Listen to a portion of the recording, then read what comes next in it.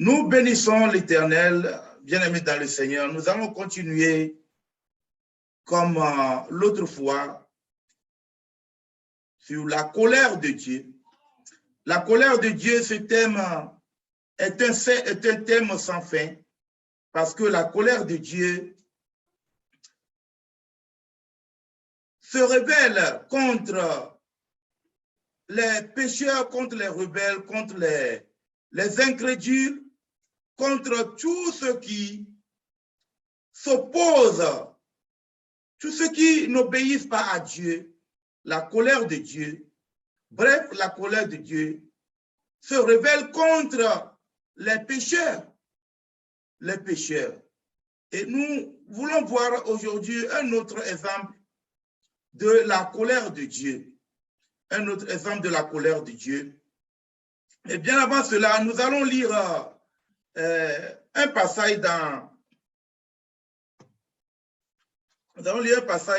Esdras, Esdras chapitre 5, le verset 12. Esdras chapitre 5, le verset 12. Esdras qui vient après 2 Chroniques.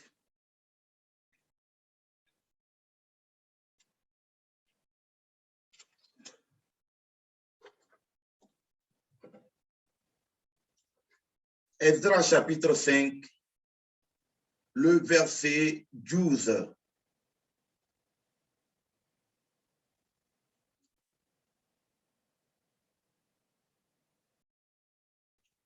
Je lis la parole du Seigneur.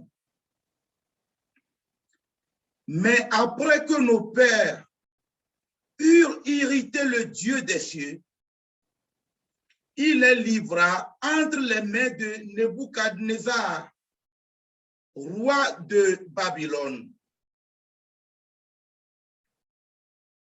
le Chaldéen, qui détruisit cette maison et amena le peuple captif à Babylone. Je reprends. Esdras chapitre 5, le verset 12. Mais après que nos pères eurent irrité le Dieu des cieux, il les livra entre les mains de Nebuchadnezzar, roi de Babylone, le Chaldéen, qui détruisit cette maison et amena le peuple captif à Babylone. Donc, nous voyons ici que les Israélites ont irrité le Dieu des cieux. Le Dieu des cieux qui est le seul vrai Dieu, le Père de notre Seigneur Jésus-Christ, qui est notre Père céleste. Il les a livrés entre les mains de Nebuchadnezzar, roi de Babylone, le Chaldéen, qui a détruit cette maison et a amené le peuple captif à Babylone. Donc, c'est Dieu qui a suscité Nebuchadnezzar contre les Israélites à cause de leur péché. Donc, Nebuchadnezzar, en réalité, n'est juste qu'un instrument dont Dieu s'est servi pour punir, pour démontrer sa colère contre son peuple. Contre son peuple. Donc, Nebuchadnezzar a été juste l'instrument de Dieu pour punir Israël, pour punir Israël, pour punir les Israélites à cause de leur péché. Et nous voyons que la Bible dit clairement ici, à cause de leur péché, parce que ils ont irrité le Dieu des cieux. Ils ont amené le Seigneur à se fâcher, c'est-à-dire ils ont provoqué, plus précisément, ils ont provoqué la colère de Dieu. Donc, quand nous provoquons la colère de Dieu, nous devons nous attendre à un châtiment. Et le châtiment de la colère de Dieu que Israël devait ressentir, c'était leur déportation en Babylone à cause de leur péché. À cause de leur péché, à cause de leur désobéissance, pour n'avoir pas marché droit devant Dieu, pour l'avoir irrité. Ainsi, ils ont suscité la colère de Dieu. Et ils furent déportés en Babylone. Ils furent déportés en Babylone. Bien-aimés dans le Seigneur, nous voyons que le grand problème de l'homme, que l'homme a avec Dieu, c'est le péché. Le péché demeure le problème numéro 1 de l'homme. Le péché. Le péché demeure le problème numéro 1 de l'homme. Quand nous prenons, nous plongeons nos regards dans les Écritures, de Genèse jusqu'à Apocalypse, nous voyons que c'est toujours le péché qui est à la base de la colère de Dieu. C'est le péché toujours qui est le problème, le péché qui est le problème, la maladie numéro 1 de l'homme. La maladie la plus réputée, qui a plus de réputation, dont souffre l'homme, c'est le péché. Et le péché suscite la colère de Dieu. Et le péché amène Dieu à se fâcher et à châtier le pécheur ou les pécheurs ou les hommes en général. Donc, le péché est la maladie numéro 1. Le péché est la peste que tout croyant authentique doit combattre. Et pour pouvoir voir le ciel s'ouvert pour qu'il y entre le péché. Le péché, nous devons combattre le péché. Et c'est à cause du péché d'Israël que Dieu les a livrés dans la main de Nebuchadnezzar. Nebuchadnezzar fut le plus puissant roi de l'Orient dans le temps. Mais le même Nebuchadnezzar a aussi reçu de Dieu un châtiment. Mais de ce même Nebuchadnezzar s'est servi Dieu pour punir la faute des Israélites. Donc, à cause de quoi? À cause de leur désobéissance, à cause de leur incrédulité, à cause de leur idolâtrie, à cause de la débauche. Tous les péchés sont à la base de la colère de Dieu qu'Israël a subi. Ce que Israël a subi. Nous allons lire encore dans Nombre.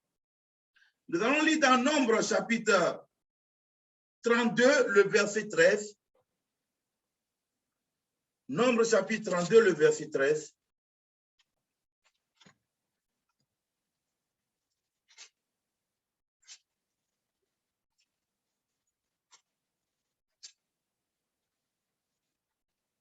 Si un frère veut bien le lire. Nombre chapitre 32, le verset 13.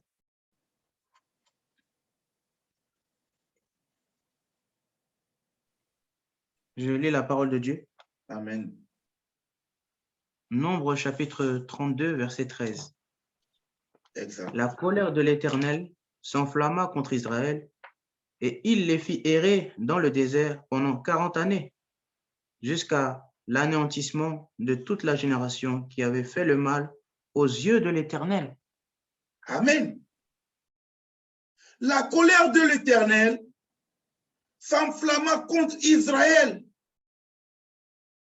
Et il les fit quoi? Errer dans le désert pendant 40 années, jusqu'à la disparition de toute la génération qui avait fait le mal aux yeux de l'Éternel. Bien-aimés dans le Seigneur, vous voyez pourquoi Israël est resté 40 années dans le désert. À cause de leur incrédulité, à cause de leur murmure, à cause de leur péché. Parce qu'ils ont erré contre Dieu, ils ont péché.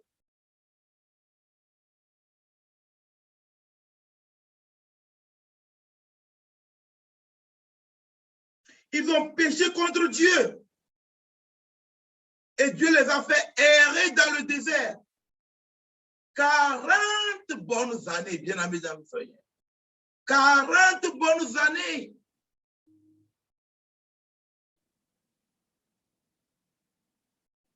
Pas 40 jours ou 40 mois. 40 bonnes années.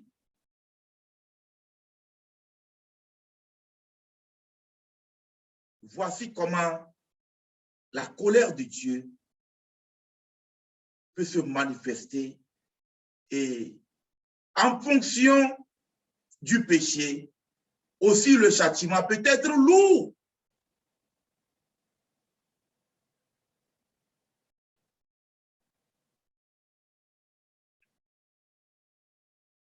En fonction du péché, le châtiment de Dieu peut être lourd.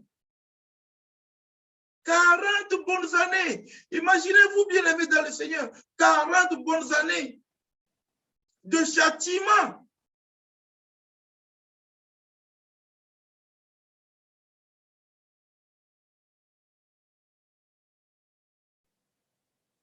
C'est plus qu'une condamnation en prison à perpétuité.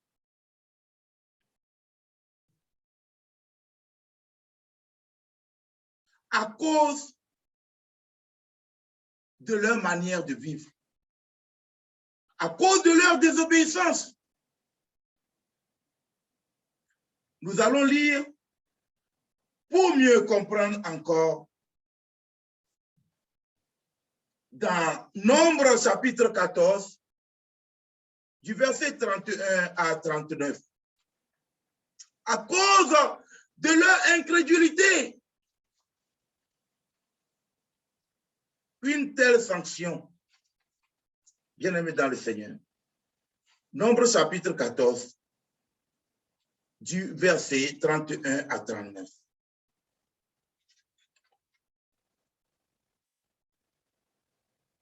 Je lis la parole du Seigneur.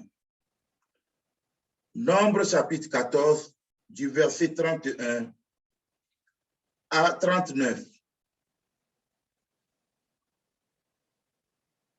Et vos petits-enfants dont vous avez,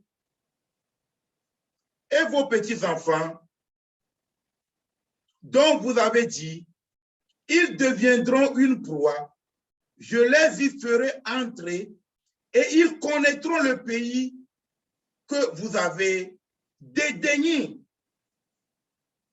Verset 32, vos cadavres à vous tomberont dans le désert. Vos cadavres à vous tomberont dans le désert. Le verset 33, et vos enfants seront nomades 40 années. 40 années dans le désert et porteront la peine de vos infidélités jusqu'à ce que vos cadavres soient tous tombés dans le désert. Le verset 34. De même que vous avez mis 40 jours à explorer le pays, vous porterez la peine de vos iniquités 40 années. 40 années. Une année pour chaque jour.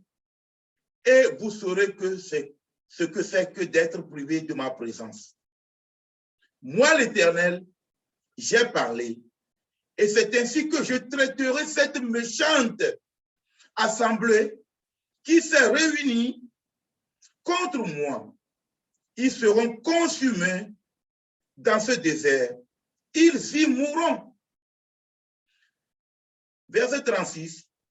Les hommes que Moïse a envoyés pour explorer le pays et qui, à leur retour, avaient fait murmurer contre lui toute l'assemblée en décriant le pays. Ces hommes qui avaient décrié le pays moururent frappés d'une plaie devant l'Éternel. Le verset 38. Josué, fils de Nun, et Caleb, fils de Jephuné, restèrent seuls vivants parmi ces hommes qui étaient allés explorer le pays. Bien-aimés dans le Seigneur,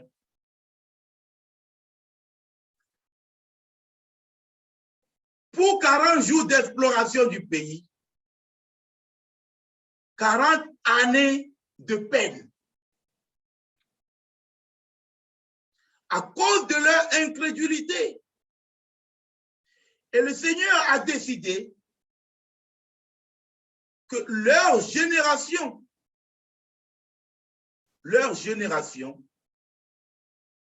sera exterminée. Leur génération sera exterminée. Comme cette génération qui avait quitté l'Égypte, vous vous imaginez, ceux qui ont péché de cette génération-là, de ceux qui ont de moins de 20 ans, c'est ceux-là qui sont restés en vie. Ceux qui ont à partir de 20 ans et plus, le Seigneur les a trimballés 40 années dans le désert et les a tous éliminés. Donc, ce sont les enfants de moins de 20 ans qui sont entrés 40 ans plus tard dans le pays, dans la terre promise. Donc, des bébés naissaient là dans le désert. Donc, ceux qui avaient 19 ans, c'est-à-dire en dessous de 20 ans, sont rentrés à 40 ans plus tard. Donc, ils rentraient avec 59 ans. Ils ont quitté l'Égypte étant jeunes et ils sont rentrés vieux. Et la génération méchante, ceux qui ont démontré de l'incrédulité, ceux qui ont démontré l'incrédulité, ceux qui ont été incrédules vis-à-vis de Dieu, vis-à-vis du Seigneur, vis-à-vis de l'Éternel des armées, ceux qui n'ont pas eu confiance en lui, il les a tous éliminés. Éliminés. Bien-aimés dans le Seigneur, il est terrible de tomber dans la main du Dieu vivant. Je le dis toujours. Nous vivons le temps de la grâce. Mais vous savez quoi? Le temps de la grâce est accordé pour que les hommes se répandent. Le temps de la grâce est accordé pour que les hommes se répandent. La grâce ne s'est pas manifestée pour que les gens continuent de vivre dans le désordre spirituel et pour dire après que oh, nous vivons sous la grâce, nous vivons sous la grâce. Si nous lisons Tite chapitre 2, le verset 11, il y a une grande révélation là-bas sur la grâce. Et Tite chapitre 2, le verset 11, il y a une grande révélation sur la grâce.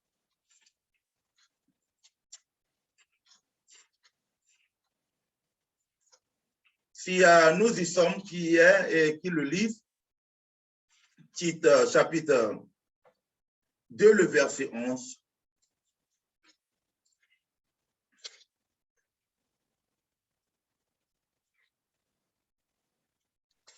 Je lis la parole de Dieu. Amen. Tite chapitre 2, verset 11. Oui. Car la grâce de Dieu, source de salut pour tous les hommes, a été manifestée. Amen. Car la grâce de Dieu, source de salut, pour qui? Pour tous les hommes, a été manifestée. Frère Ismaël, lis-nous le verset continue, le suivant, le verset 12. Verset 12. Elle nous enseigne à renoncer à l'impiété et aux convoitises mondaines et à vivre dans le siècle présent, selon la sagesse, la justice et la piété. Oui, le verset 13. En attendant la bienheureuse espérance et la manifestation de la gloire du grand Dieu et de notre Sauveur Jésus-Christ. Amen. La grâce de Dieu, source de salut pour tous les hommes, a été manifestée. Et cette grâce, elle fait quoi? Elle nous enseigne à renoncer à l'impiété et aux convoitises mondaines et à vivre dans le siècle présent selon la sagesse, la justice et la piété, en attendant la bienheureuse espérance et la manifestation de la gloire de notre grand Dieu et Sauveur, Jésus-Christ. Donc, la grâce n'est pas accordée pour que nous continuions à vivre dans le désordre spirituel, à vivre comme bon semble à tout un chacun. Mais la grâce a été magnifiée, elle a été manifestée, oui, la grâce de Dieu, source de salut, a été manifestée et elle enseigne. Elle a été manifestée non seulement à un groupe de personnes, mais à tous les hommes. Et elle enseigne à renoncer à l'impiété. Elle enseigne à renoncer à quoi? À l'impiété. À l'impiété, bien-aimés dans le Seigneur. À renoncer à cela. Quand nous parlons de piété, nous parlons de la profession de servir Dieu, la profession de servir Dieu. L'impiété, c'est-à-dire l'incrédulité. Nous devons servir Dieu. Nous devons renoncer au monde. Nous devons confesser Christ. Nous devons marcher avec Dieu. Nous devons professer dans l'œuvre de Dieu. Bien-aimés dans le Seigneur, la grâce n'a pas été accordée pour que les gens continuent de vivre comme bon leur semble. Et cette grâce, elle s'est manifestée. Et elle nous enseigne quoi? À renoncer. Parce que cette grâce tire vers sa fin. Le temps de la grâce tire vers sa fin. Et cette grâce qui tire vers sa fin, quand elle aura atteint sa fin, ce serait alors le jugement, la colère de Dieu qui va s'abattre sur les fils de la rébellion. La colère de Dieu va s'abattre sur les fils de la rébellion. Bien-aimés dans le Seigneur, l'Éternel est vivant. C'est le seul vrai Dieu, le Dieu grand, qui, dans son amour, a envoyé Christ mourir pour nous sur la croix. Si nous lisons Tite chapitre 2, le verset 14, la parole de Dieu nous enseigne ici, il s'est donné lui-même pour nous, afin de nous racheter de toute iniquité et de se faire un peuple qui lui appartienne, purifié par lui et zélé pour les bonnes œuvres.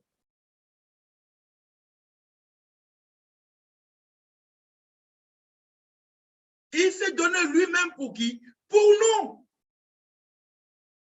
Et il nous a racheté de quoi? De toute iniquité.